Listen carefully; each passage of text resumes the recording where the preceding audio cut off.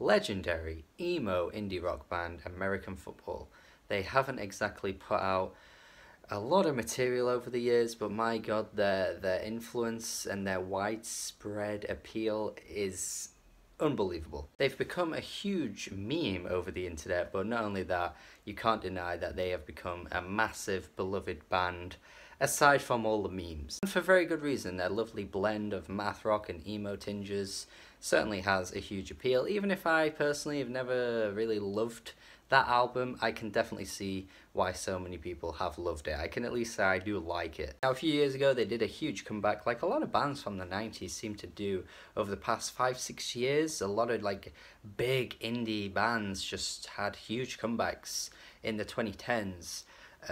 Sometimes it worked in the band's favour, other times it didn't really quite work out for me. American Football fell on the latter there. I didn't really think that Return album was anything noteworthy at all. I found it quite bland, and as much as this new one is getting quite a lot of love over the internet, I do feel kind of bad to say that I'm not really liking this. I know that Liam the Music Review and Buffalo Staple adore this album. I haven't watched Buffalo Staple's review yet. I never do before I do my own review, but I just know he's adoring this album. He's talked about it a bit already, and I feel bad. I don't want to hurt their feelings, but my god, I struggled with this album. I'm sorry if you are a huge fan of this album, but this review probably won't be tailored to you. Now, quite a few problems I had with this album, but I may as well kind of talk about each one in snippets rather than just kind of glossing over everything and saying that I don't like it, because that would just be a bit of a pointless review. And first of all, I may as well talk about the vocals, because the vocals on this album are so nondescript to me that it's kind of weird that over the years, this vocalist has really had a huge influence on emo bands. You can't deny it, but in 2019, he kind of just sounds like anyone. It's really weird that his voice just doesn't have a strong presence at all. His voice has this boyish charm, which I think a lot of people flock to with this band. And there's also this innocence about his voice too, sort of like him wanting to reveal the problems that he goes through and get things off of his chest, but at the same time he doesn't really want to, you know, shove his nose in people's faces, doesn't really want to like announce things to the world, so he kind of just keeps things to himself and he just speaks in this really soft voice, which I really appreciate, and I think it's quite respectable the way he sings. He's like the kid who's not the loudest person in the room, but certainly has a lot of inner deep thoughts that probably should be revealed, but at the same time he's just a little too shy to get his voice heard out there in the open. And it works for the delicacy of the album because it's a very soft album, but I just find it so dull. Like, I find his voice just so dull to listen to. There's never any point where anything screams out to me. And it's not to say that, you know, any soft music isn't for my ears, because I could name 100 albums that are soft and very whispery and delicate that I adore, but just in this occurrence here, it's just not working for me. Another problem for me with this album are the guitar tones as well. They're just so bland and ordinary to me, and they actually sound a little uninspired, which is not a word I would ever use for this band. I mean, their debut is certainly the very opposite of uninspired, but everything about the instrumentals to me on this album just sounds so plain. And again, it's not like I'm asking for heavy riffs or like screamed vocals to get my blood pumping. I just want something that speaks out. Like, everything's just so backgroundy. Like, I couldn't really ever focus on this album while it's on. Every listen of this album for me was halted at around track 4, where I was pretty much ready to switch it off because my attention was just going elsewhere every time. I wasn't really paying attention to the finer details of this album, because there's a lot of beauty to the album, but it just didn't strike me personally. And yeah, you could argue that, Ryan, you're just distracted. Have you been using Twitter too much? Have you, Ryan? Oh my god, how dare you use social media? It is ruining. And yeah, you could argue that, but for me, I don't want to call it a bad album, but my experience with this album was certainly bad. Uncomfortably Numb is a track I can at least defend because I just love the way Hayley Williams' vocals get incorporated into the song. Like, there are times where they're harmonizing and it just sounds really nice. But the thing is that getting to track 3 on the album is a pain to sit through the first 2 tracks, which are like these 7 minute, 6 minute songs that for me just go on way too long. And funnily enough, the best track on the album for me, Uncomfortably Numb, is like about a 4 minute track. I think that's the perfect length for what they're going for here.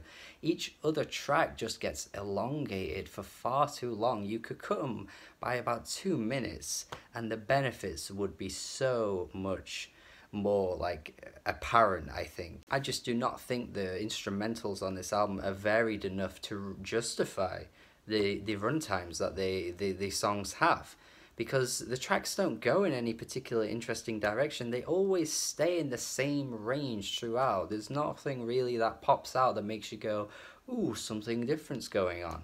They just stay the same for pretty much like 6-7 minutes. As I did say though, I will talk about this album in segments. I've talked about the vocals, I've talked about the instrumentals, now for the lyrics.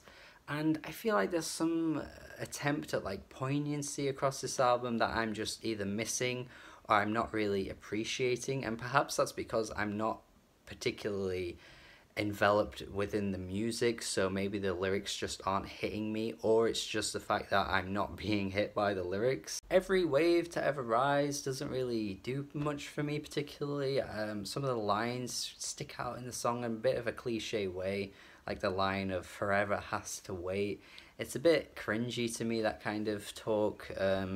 Maybe, for younger audiences, I could totally see these lyrics having a lot of power to them, but for me, I'm just not really seeing it. Your every wave to ever rise is a bit of an eye roller, to be honest. And maybe I'm completely misinterpreting the lyrics on the track Air Apparent, but for me, I'm not really digging the way it comes across. Now, he's laying everything out here and apologizing to the person he loves in this song, and he says a few times in the song selfishness is inherited. Now, I'm assuming he's trying to take responsibility for his actions and say that yes, I have been selfish throughout this time, but the idea of selfishness being inherited is just a shitty excuse. Like, I don't think you could say that to someone and expect them to react in a positive way.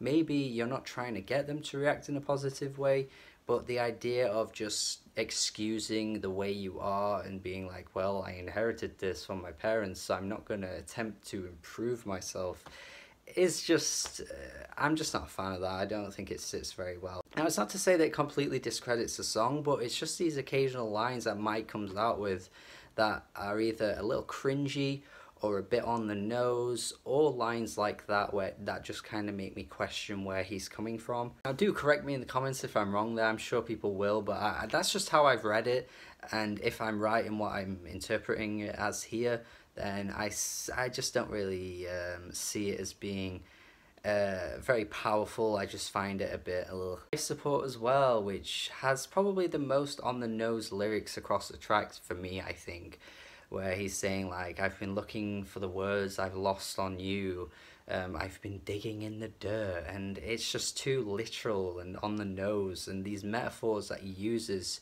just don't sit very well with me. Saying that he can't breathe on his own, but he doesn't want to go on life support because it's such a bore, and that to me is just far too melodramatic. I think sometimes it works in the right setting, but for this album, these lyrics just aren't doing it for me. Doom in Full Bloom is probably the worst track on the album for me here though, because again, it's that runtime that just isn't justified whatsoever, and the lyrics at the start are just a bit ugh again as well. I'm kerosene, you're burning bright, a dull guillotine, we're still alive.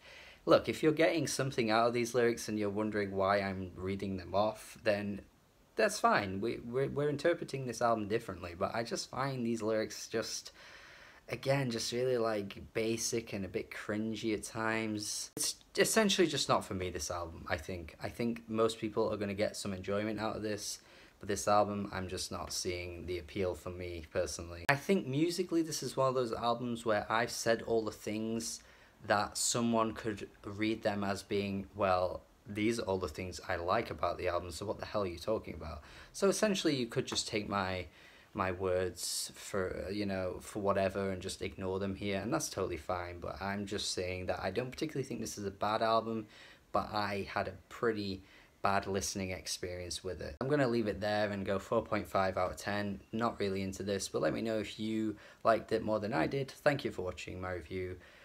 Have a good day. Thank you. Don't get too mad at me in the comments. Goodbye.